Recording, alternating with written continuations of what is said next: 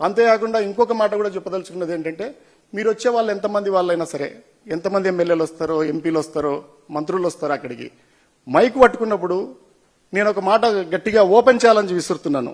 ఏ MLA అయినా సరే, ఏ MP అయినా సరే, ఏ పార్టీకి చెందిన వాళ్ళైనా సరే, మీ నియోజకవర్గంలో బెల్ట్ షాపులు నడుస్తున్నాయా లేదా చెప్పండి.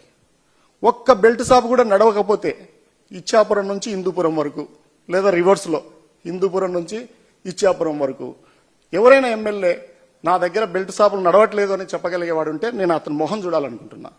నాకుండే నెట్వర్క్ నాకుంది. ఒకవేళ ఆయన ప్రకటిస్తే లేదు అని, నా దగ్గర బెల్ట్ షాప్ ప్రకటిస్తే నేను 4 రోజుల వ్యవధిలో ఆ నియోజకవర్గంలో ఏ మండలంలో, ఏ వీధిలో, ఏ గ్రామంలో బెల్ట్ షాపులు నిర్వహిస్తున్నారో నేను చెప్తాను. మీరు మద్యం ద్వారా అక్రమంగా సంపాదిస్తున్నారు.